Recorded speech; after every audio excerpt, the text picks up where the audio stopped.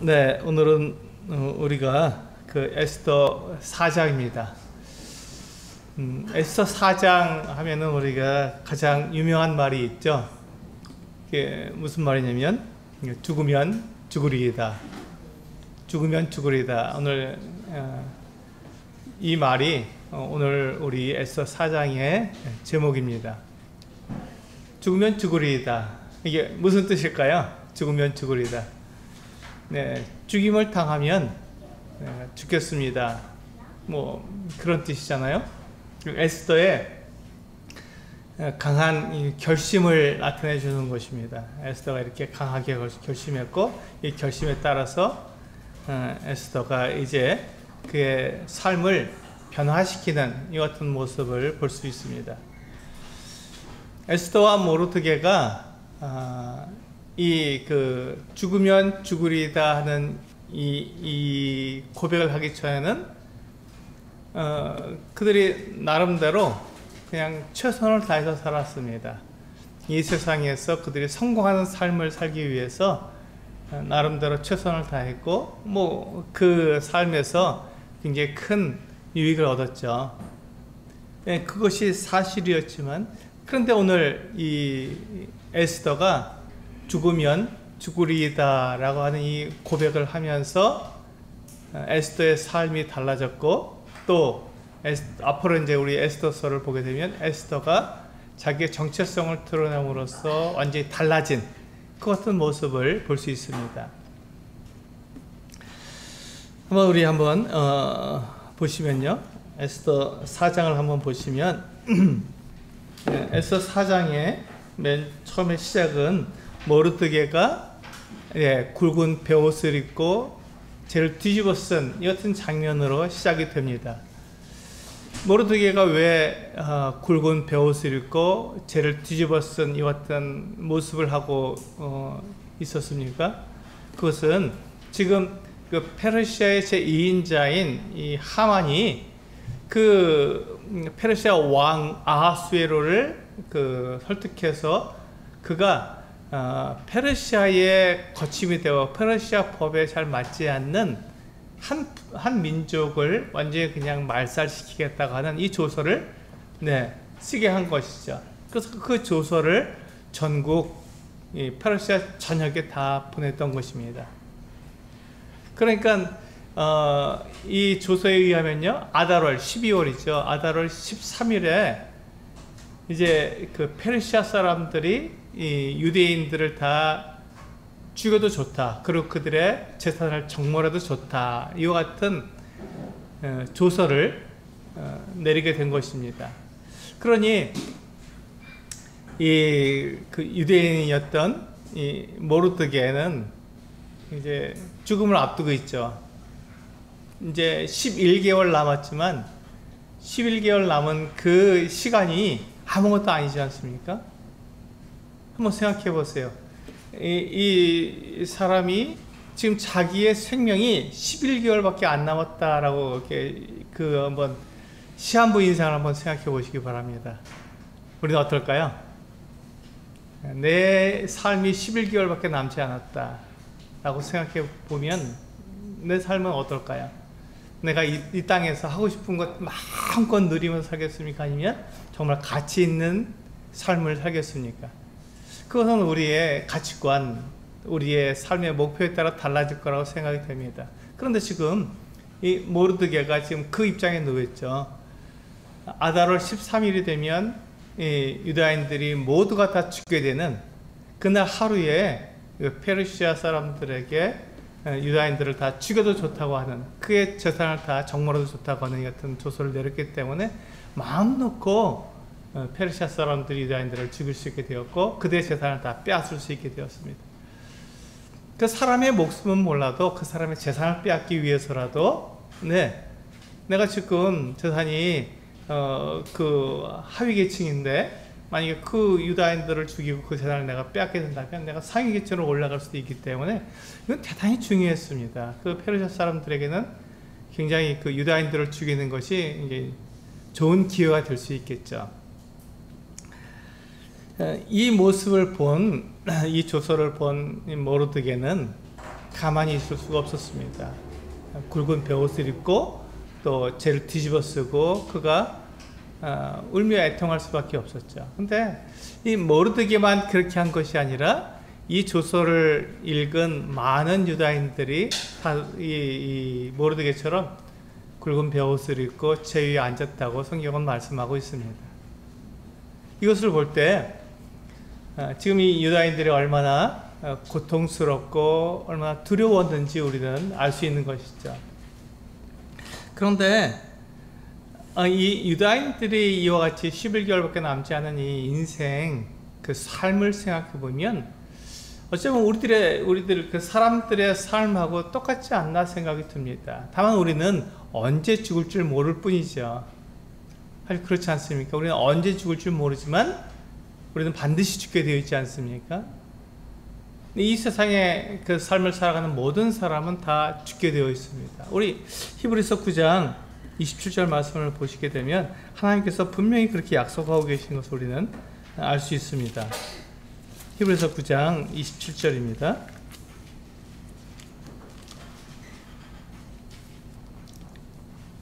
네, 같이 한번 읽어보겠습니다. 시작. 한번 죽는 것은 사람에게 정해진 것이요 그 후에는 심판이 있으리니. 이건 하나님께서 우리 사람들에게 정해 놓으신 것입니다. 한번 죽는 것은 사람에게 정해진 것이라고 분명하게 말씀하고 있지 않습니까? 그러니까 누구든지 다 죽는다는 것이죠. 한 번은 죽는다는 것입니다. 이 세상에 태어난 사람은 그 누구도 예외 없이 다 한 번은 죽게 되어 있다는 것입니다. 이게 하나님께서 정하신 것입니다. 그래서 우리가 사람들을 보면 다 사고로 죽든 병으로 죽든 늙어서 죽든 사람은 다 죽게 되어 있습니다. 아무리 최장수한 사람이라도 120세까지 살아도 그 사람이 결국은 죽게 되어 있는 것이죠. 그 사람이 안 죽는다고 생각하는 것이 그것이 이상한 것이죠. 나는 죽는다고 생각하는 것이 옳은 것입니다. 그런데 저를 비롯해서 많은 분들이 나는 안 죽는다고 생각하잖아요. 저도 그렇거든요. 저도 나는 안 죽는다고 생각하는 이 같은 그 시간이 더 많습니다. 죽는다고 생각하는 것보다 안 죽을 거야 라고 생각하는 게 더 많습니다. 그러다 보니까 내 삶을 10년, 20년, 뭐 30년, 뭐 50년까지도 이렇게 계획하는 것을 볼 수가 있어요. 제가 50년을 계획하면 100세가 넘는데 그때까지도 제 삶을 계획하고 있다는 것이죠. 10년을 계획하는 것은 뭐 당연하죠. 네, 10년을 계획하는 것은 당연하다고. 20년까지도 뭐 그렇게 가능하다 이렇게 생각이 드는데 30년을 계획하면 제 나이가 90세가 넘는데 이제 예, 가능할까요? 그런데 제 마음속에 이것을 생각하고 있다는 것이죠. 근데 하나님께서는 한 번 죽는 것은 사람에게 정해진 것이요 그 후에는 심판이 있다고 분명하게 약속하고 있습니다. 그러므로 우리 사람은 누구나 죽는다는 것을 생각하시면서 지금 그 유다인들이 11개월 남은 그들의 그 생명 때문에 굵은 베옷을 입고 죄를 뒤집어 쓴 이 같은 모습이 우리의 모습이어야 되지 않나 이런 생각을 갖습니다. 우리도 내 삶을 돌아보고 내가 앞으로 남은 그 시간을 생각했을 때 얼마 남지 않았구나 생각하면서 내 삶을 좀 정리하고 나는 어떠한 삶을 살 것인가, 나는 정말로 가치 있는데 내 삶을 투자할 것인가, 아니면 내가 하고 싶은 일, 그동안 못 해봤던 일을 실컷 하고 죽을 것인가. 이것은 내 가치관에 달려있다고 말씀드렸잖아요. 내가 어떤 사람이냐에 따라 그것은 달라진다고 말씀드렸습니다. 그러나 우리가 분명하게 오늘 이 에스더 4장을 통해서 우리가 배울 수 있는 것은 내가 하나님께서 나에게 말씀하신 것이 무엇인가 하는 것을 생각해 보자는 것입니다. 하나님께서는 한 번 죽는 것은 사람에게 정해진 것이요 그 후에는 심판이 있다고 분명히 말씀하셨습니다. 하나님께서는 우리의 삶을 심판하실 것입니다. 내가 어떻게 살았느냐에 대해서 분명하게 심판하실 것입니다. 내가 가치 있게 살았는지 아니면 내가 내 육체가 원하는 대로 살았는지에 대해서 분명하게 심판하실 것입니다. 우리 에스더 4장으로 다시 돌아오셔서 보시면요. 이제 모르드게가 그렇게 굵은 벼옷을 입고 또 죄를 뒤집어 쓰고 있다는 소식을 에스더 왕후가 들었습니다. 에스더 왕후가 생각해 보니까 에스더 왕후는 아무것도 몰랐거든요. 이런 조서가 내려졌는지도 몰랐습니다. 그래서 이 에스더는 도대체 이 모르드게 자기 사촌 오빠가 왜 이와 같은 그 모습을 하고 있는지 궁금해서 자기가 신뢰하는 그 넷이 하닥을 보냈습니다. 그래서 그 옷을 갈아입고 또 왜 그런 일을 하고 있는지를 물어봤죠. 이 모르드게가 이 하닥에게 이야기했습니다. 우리 그 내용을 한번 볼까요?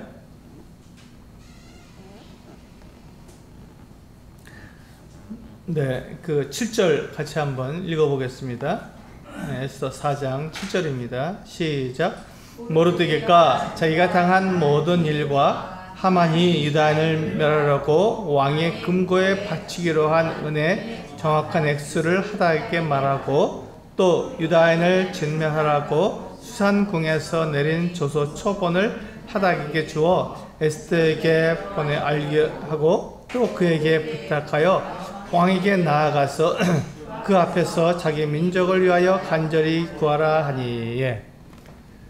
지금 이 모르드게는 하닥이라고 하는 이 에스더의 내시를 통해서 지금 그가 처한 상황, 그의 민족인 유다인들이 처한 상황에 대해서 이 에스더에게 알려주기를 원했습니다. 하만이 지금 어떤 일을 했죠? 지금 이 유다인들을 멸하려고 그 모든 날짜를 다 세우고 모든 계획을 다 세우지 않습니까? 그리고 이제 그 왕의 재무관에게 제가 은 1만 달란트를 내겠다고 말한 이 같은 내용도 다 모르드게가 알고 있었습니다. 그리고 그것을 페르시아 전역에 보낸 이 조서의 초본을 베껴 쓴 사본이라고 보통 그러죠. 베껴 쓴 것. 베껴 쓴 페르시아 왕이니까 그 조서를 쓸 때 그냥 손으로 쓰지 않고 아마 이게 둥근 토판에다가 적어서 그걸 굴려서 기둥에다가 적어서 그것을 굴려서 아마 인쇄했을 거라고 생각이 됩니다. 왜냐하면 이제 전국 117도에 보내야 되니까 이게 그냥 손으로 쓰기엔 너무 많잖아요. 그래서 이제 그렇게 조서를 이렇게 인쇄해서 각 도에 보내고 각 그 지방에 보내서 그것을 읽게 했을 거라고 생각이 됩니다. 근데 그 초본을 이제 이 하닥에게 주어서 에스더에게 읽어주라고 했습니다. 에스더가 전혀 모르니까. 그러면서 이 모르드게는 에스더가 왕후니까 왕에게 나아가서 그 민족, 그 유대의 민족을 위해서 간절히 구하라고 그렇게 이야기했습니다. 근데 여기에 문제가 있었죠. 여기에 문제가 있었습니다. 어떤 문제가 있었냐면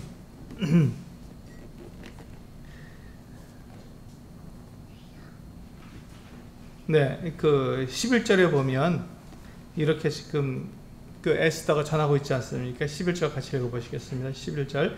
11절만 시작.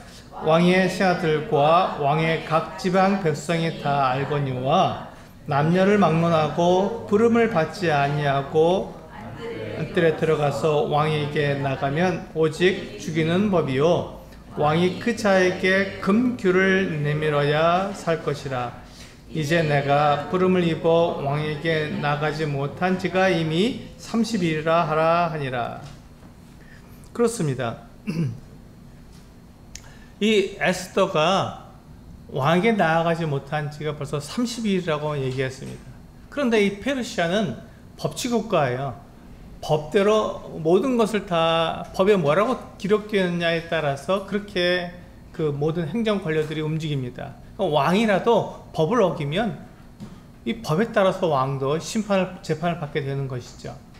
굉장히 무서운 나라입니다, 페르시아. 그러니까 이 제국을 이뤄서 전 이 큰 나라를 다스릴 수 있었죠. 법대로 하니까요.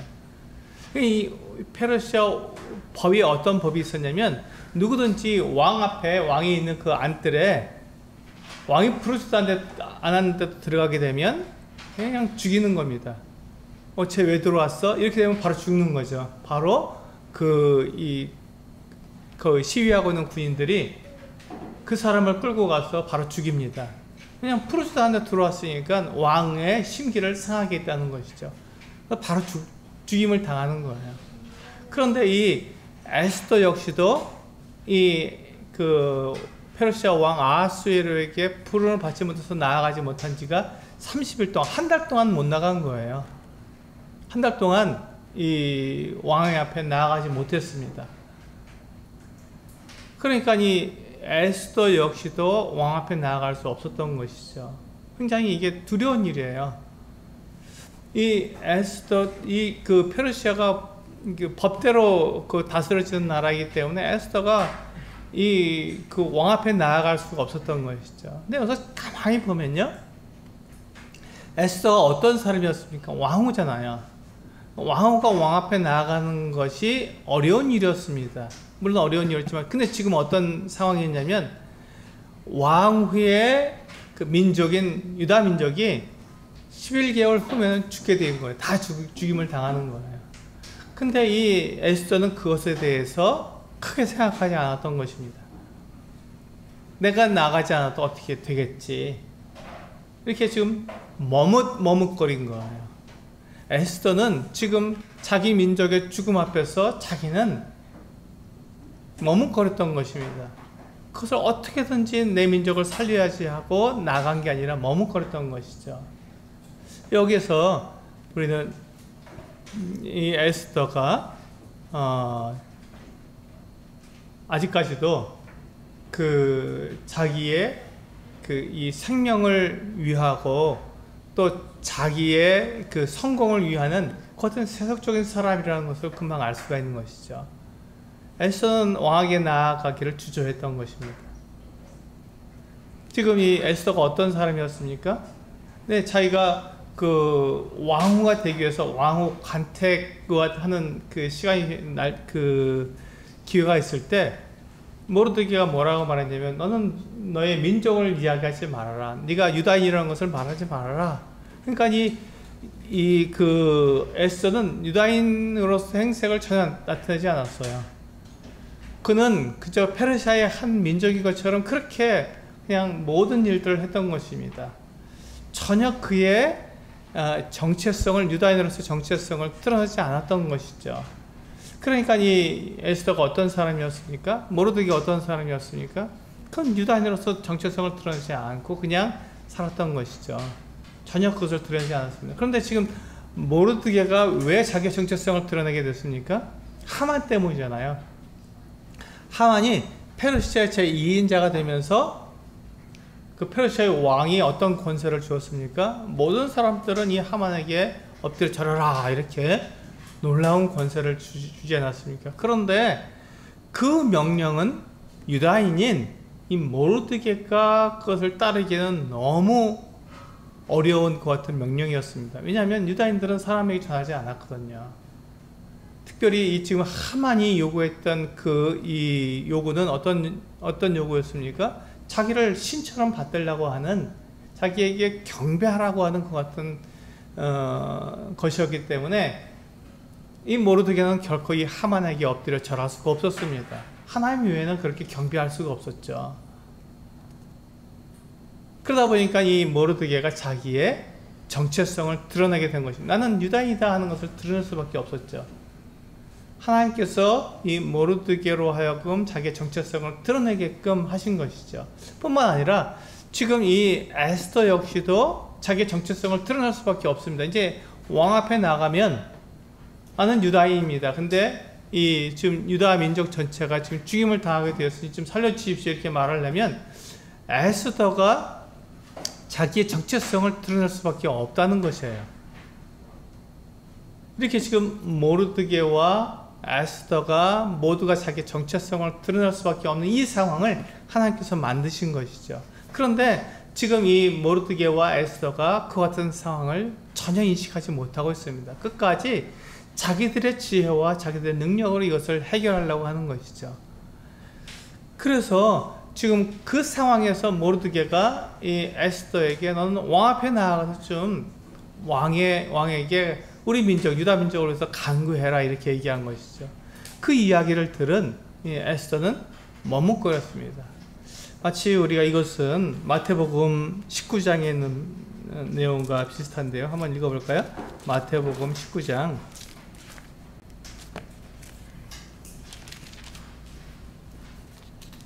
16절입니다. 네. 16절에서 23절까지 좀 길지만 같이 한번 읽어보겠습니다. 마태복음 9장 16절에서 23절까지 네, 같이 읽겠습니다. 시작.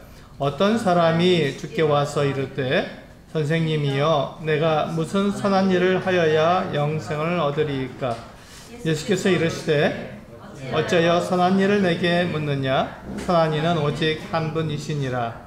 내가 생명에 들어가려면 계명들을 지키라. 이르되 어느 계명이오니이까? 예수께서 이르시되 살인하지 말라, 간음하지 말라, 도둑질하지 말라, 거짓 증언하지 말라, 내 부모를 공경하라, 내 이웃을 내 자신과 같이 사랑하라 하신 것이니라. 그 청년이 이르되 이 모든 것을 내가 지켜 싸운데 아직도 무엇이 부족하니이까?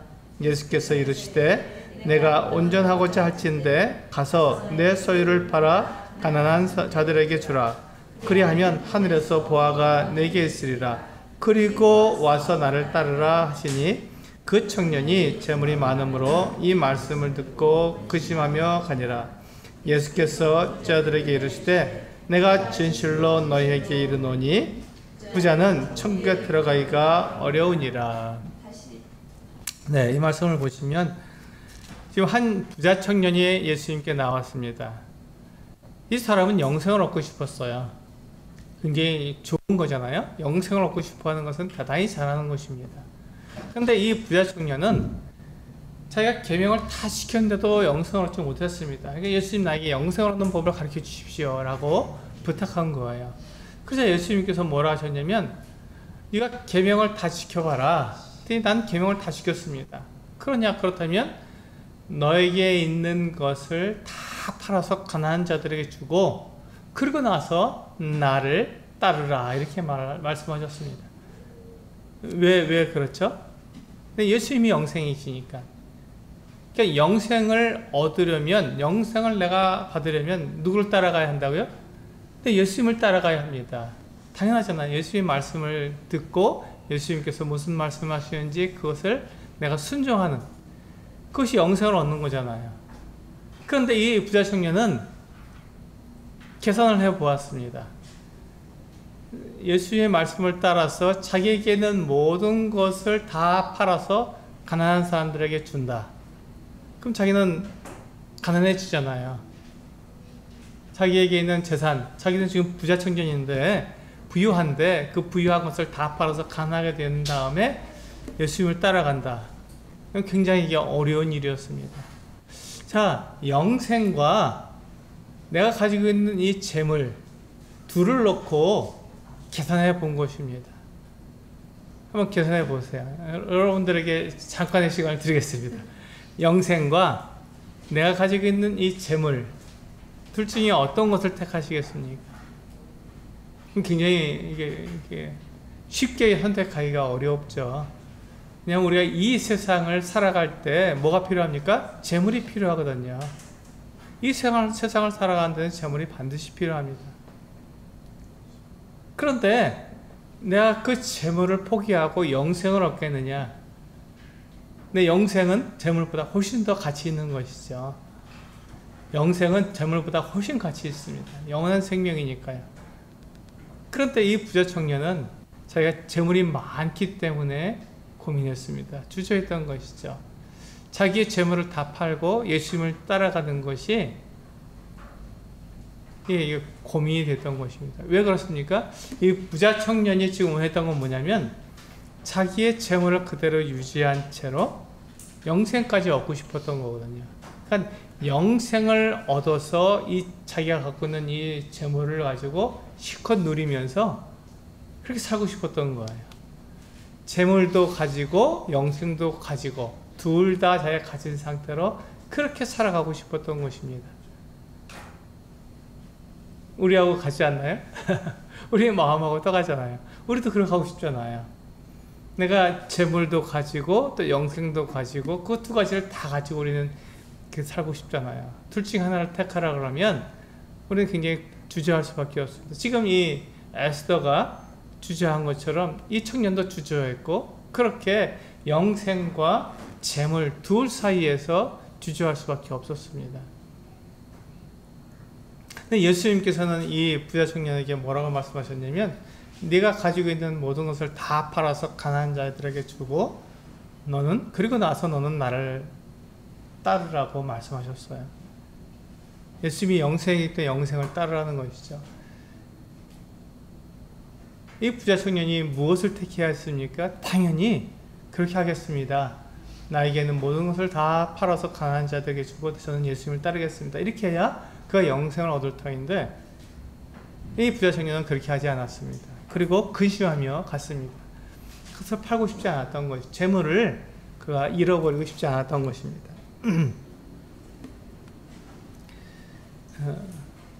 이와 같이 우리 영생 앞에서 우리가 주저하고 있지는 않는가? 내가 가진 것 때문에 영생을 우리가 포기하지는 않는가? 이런 생각을 가지게 됩니다. 이 세상에서 우리는 잠깐 사는 거거든요. 우리가 성경에서는 70 아니면 80 이렇게 말씀하시고 지금 우리 정말 의료 기술이 정말 좋아지고 건강 상태가 정말 좋은 이 같은 때에도 많이 살아야 우리 100세 시대라고 하죠. 100세까지 삽니다. 그 저에 죽잖아요, 우리가.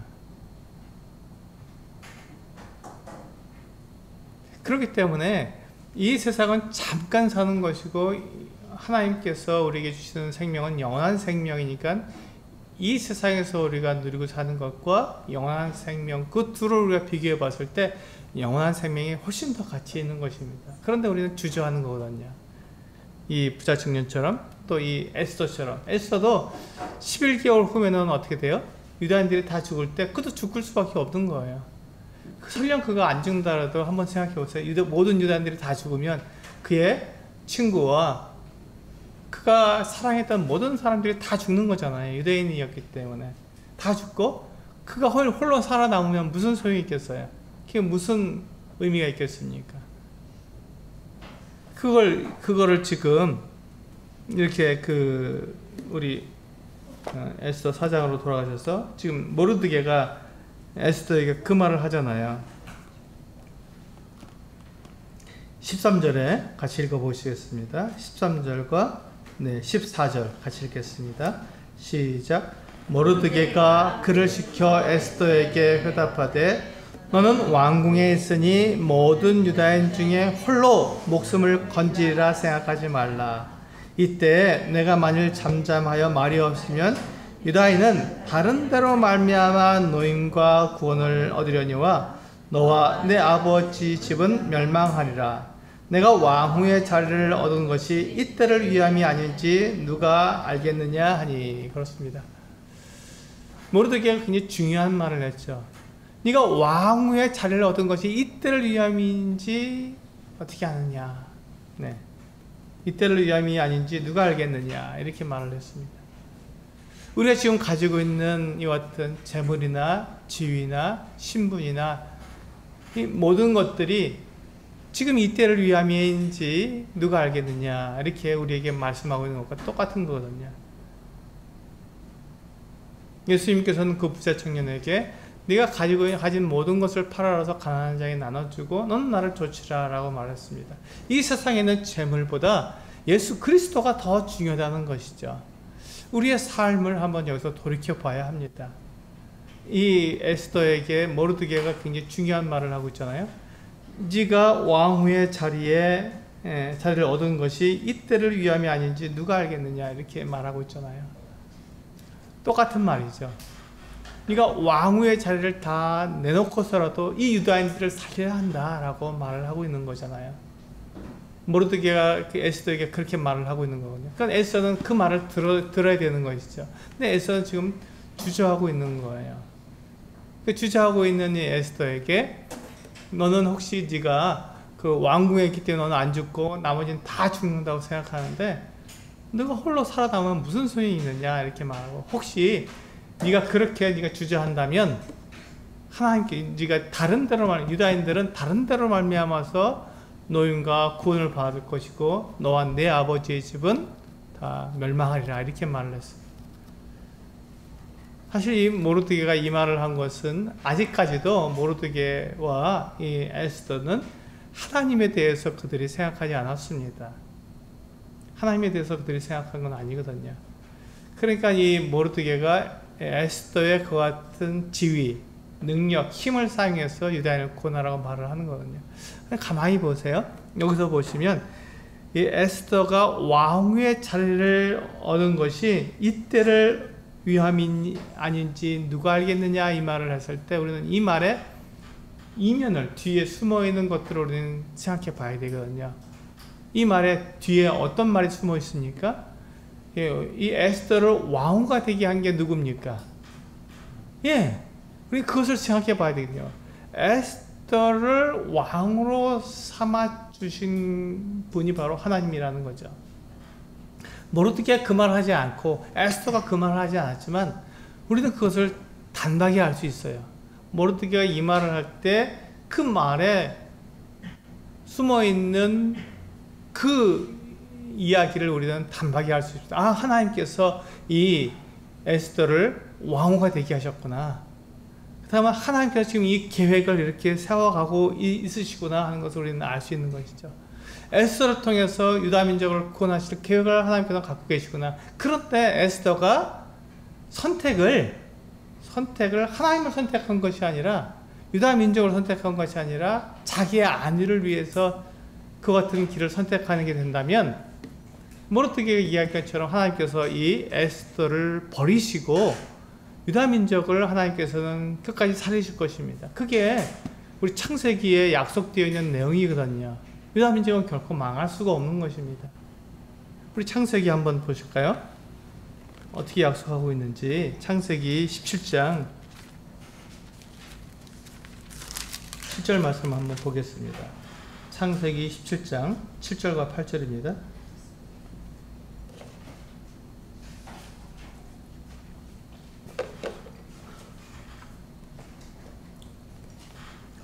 네, 같이 한번 읽어보겠습니다. 시작. 내가 내 언약을 나와 너 및 내 대대 후손 사이에 세워서 영원한 언약을 삼고 너와 내 후손의 하나님이 되리라. 내가 너와 내 후손에게 내가 거리하는 이 땅 곧 가나안 온 땅을 주어 영원한 기업이 되게 하고 나는 그들의 하나님이 되리라. 그렇습니다. 지금 아브라함의 후손에게 이 가나안 땅을 영원히 그들에게 주겠다고 말씀하셨거든요. 그러니까 이 가나안 땅은 아브라함의 후손이 차지할 땅입니다. 그러니까 지금 아브라함의 후손이 망하면 안 되는 것이죠. 아브라함의 후손이 멸망하게 되면 안 되는 것입니다.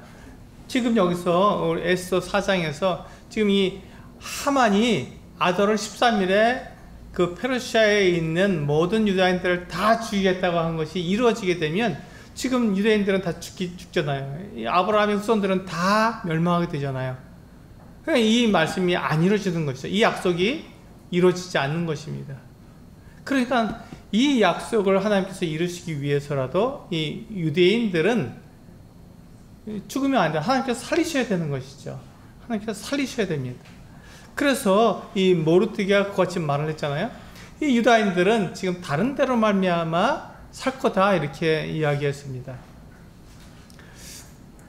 여기서 우리는 이 내용이 하나님의 뜻과 지금 이 모르드게가 하는 말이 모르드게가 원하는 것이 같다는 것을 우리는 알아야 됩니다.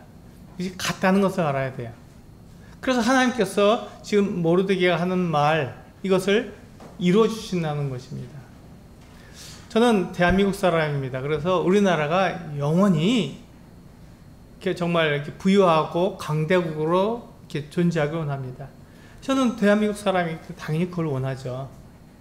그런데 제가 원하는 우리 대한민국이 그렇게 강하고 정말 이렇게 영원히 존재하는 그 같은 나라가 되길 제가 그것을 원하지만 그것 때문에 하나님께서 제가 원한다고 해서 그것을 이루어주시기 위해서 하나님의 뜻을 바꾸실 이유는 없다는 것이죠. 제가 하나님의 뜻에 내가 맞춰야지 하나님께서 나의 뜻에 맞추는 것은 아니라는 것입니다.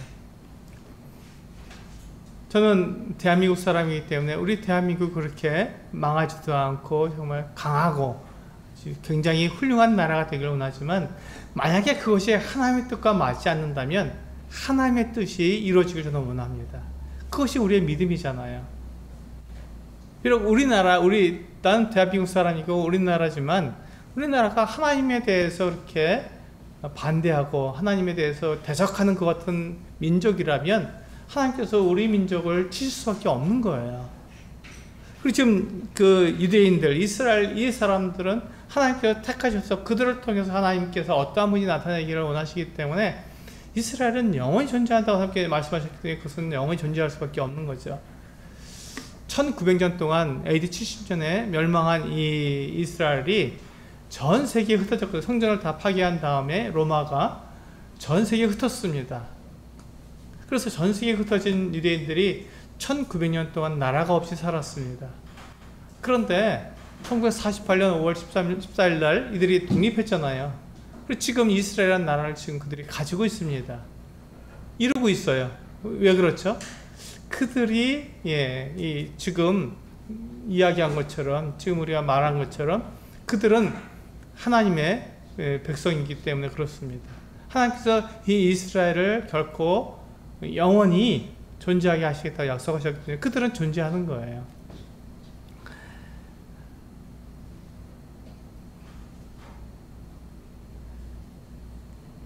그래서 지금 이 모르드게가 이 에스더를 통해서 이와 같이 그 유다인들을 살리겠다고 하는, 유다인들을 살려달라고 하는 이와 같은 그 계획과 그 뜻이 어떻습니까?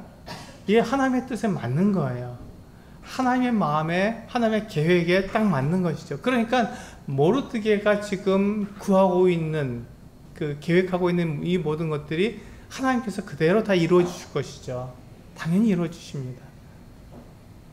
그런데 제가 원하는 것은 하나님께서 하나님의 뜻과 맞으면 이루어 주시지만 하나님의 뜻과 맞지 않으면 결코 이루어 주시지 않는다는 거예요. 그것을 우리는 기억할 필요가 있습니다. 그러니까 내가 지금 무엇을 알아야 되는 것이죠?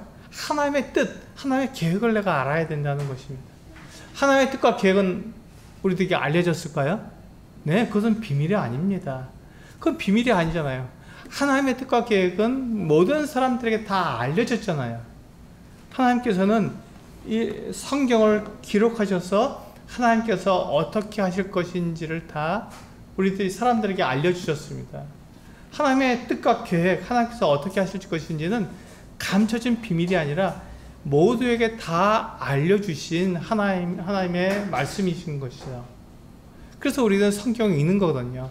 그런데 때때로 이 하나님의 말씀을 거절하고 하나님의 뜻과 계획을 내가 관심도 없어 하면서 왜 하나님 왜 나에게는 복을 안 주고 나는 이렇게 어렵게 합니까? 라고 말하는 사람들이 있잖아요. 그건 우리가 하나님의 뜻과 계획에 따라서 우리가 가지 않고 내 생각대로 내가 원하는 대로 내가 가기 때문에 하나님의 뜻과 이렇게 반대되기 때문에 하나님께서는 내 계획을 막으실 수밖에 없는 거예요. 이것을 우리는 분명히 알아야 합니다. 그러니까 우리는 하나님께서 이미 우리들에게 알려주신 이 성경을 통해서 하나님께서 어떻게 하시겠다고 하시는 하나님의 뜻, 하나님의 계획이 무엇인지를 우리에게 알려주신 것을 우리는 알아야 될 필요가 있는 것이죠.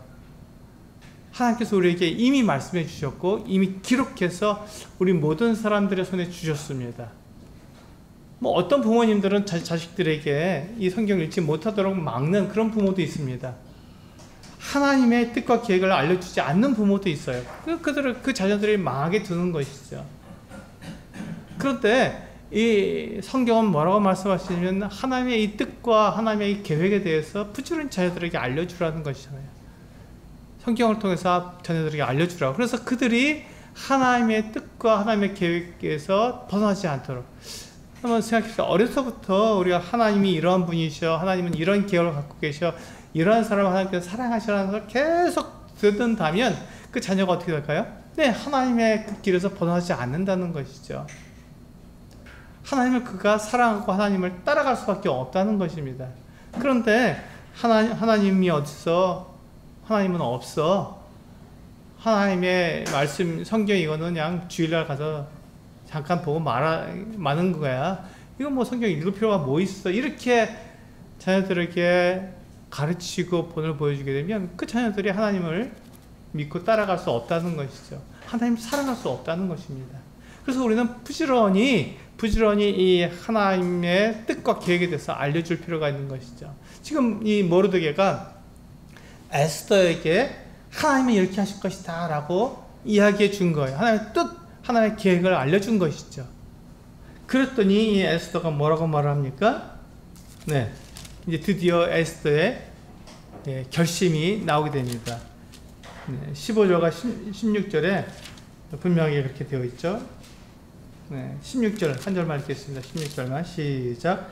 당신은 가서 수산에 있는 유다인을 다 모으고 나를 위하여 금식하되 밤낮 3일을 먹지도 말고 마시지도 마소서. 나도 나의 시녀와 더불어 이렇게 금식한 후에 규례를 어기고 왕에게 나아가리니 죽으면 죽으리라 하니라. 그렇습니다. 근데 여기서 보시면 이 금식을 하는 이유가 뭐죠? 여기 나와 있지 않습니까? 16절 보시면 유다인들을 다 모으고 누구를 위해서? 나를 위하여 금식하되 밤낮 3일을 먹지도 말고 마시지도 마소서. 그러니까 이 에스더는 여전히 자기밖에 모르는 거예요. 여전히 자기밖에 모릅니다. 그러나 이 에스더와 모르드게의 그 같은 계획, 그와 같은 뜻이 하나님의 뜻과 맞습니까? 다릅니까? 이게 하나님의 뜻과 맞는 거예요. 에스더가 비록 자기의 육신을 위해서 이렇게 살아가지만 그러나 이 에스더와 모르드게의 뜻, 그들의 계획은 하나님의 뜻과 계획에 맞는 것이죠. 그러니까 하나님께서 이 에스더와 모르드게를 형통하게 하시는 것입니다. 그들의 계획과 그들의 뜻을 형통하게 하시는 것이죠. 이 끝까지 에스더서에서는 하나님이 나오지 않지만 결국 이들이 승리한 것은 하나님에 의해서 승리하게 된 것이죠.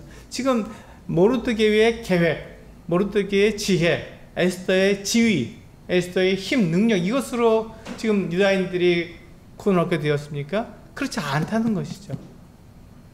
하나님께서 이 모르드게를 사용하셨고 하나님께서 에스더를 사용하신 것이지 그들의 능력과 그들의 지혜로 된 것은 아니라는 것입니다.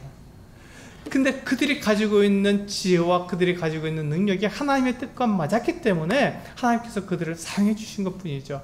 그래서 이 에스더가 죽으면 죽으리다 하고 왕께 나아가겠다고 고백한 것입니다. 저는 우리 성도님들에게 동일한 도전을 하고 싶습니다. 나는 과연 죽으면 죽으리다 하는 같은 결심을 하나님 앞에서 한 적이 있습니까? 우리는 하나님의 말씀이 정말로 우리들에게 이렇게 귀중하고 가치 있다는 것을 우리는 고백합니다. 내가 가지는 어떠한 것보다도 하나님의 말씀이 더 귀하다는 것을 우리는 고백합니다. 그렇다면